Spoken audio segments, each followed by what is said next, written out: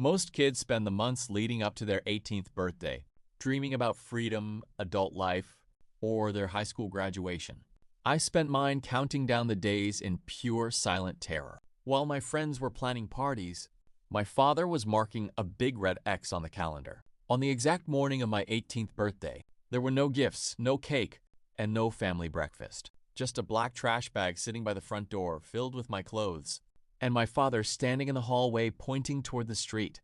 The background: a cold household. My father was a strictly numbers and rules kind of man. To him, raising a child wasn't about connection or unconditional love. It was a legal obligation.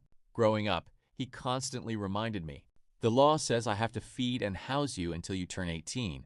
After that, you are on your own. I thought he was just using tough love motivation to make me work hard. I tried my best to prove my worth. I got good grades, picked up part-time shifts at a local diner after school, and never got into trouble. But no matter how hard I tried to earn his respect, the atmosphere at home remained ice cold. My mother had passed away when I was 10, and with her gone, all the warmth in our house completely vanished. The moment. Midnight change. The night before my birthday, I was studying at my desk for my final exams. At exactly 12:01 a.m., my father knocked on my door, walked in, and handed me a written notice.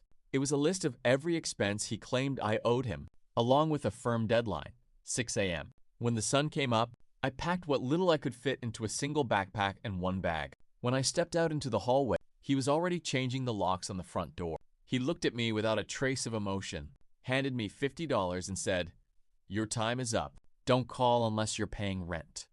The door slammed shut in my face. I stood on the porch in the cold morning air, holding all my possessions, with nowhere to go and my phone battery at 12%.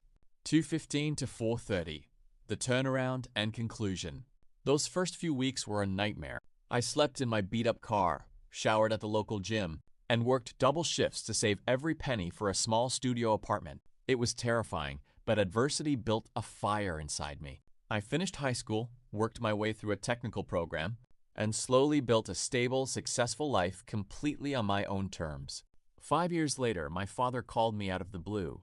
He was getting older, facing health issues, and wanted me to move back in to help pay his mortgage and take care of him. I remembered the cold morning air on my 18th birthday and the sound of that lock changing. I told him calmly. 5 years later, my father called me out of the blue.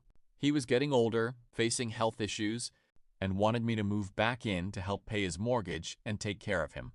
I remembered the cold morning air on my 18th birthday and the sound of that lock changing.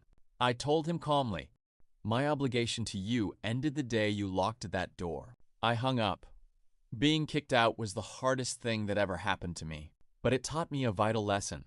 Blood doesn't make a family. Loyalty and love do. And sometimes, the worst day of your life is just the beginning of your real freedom.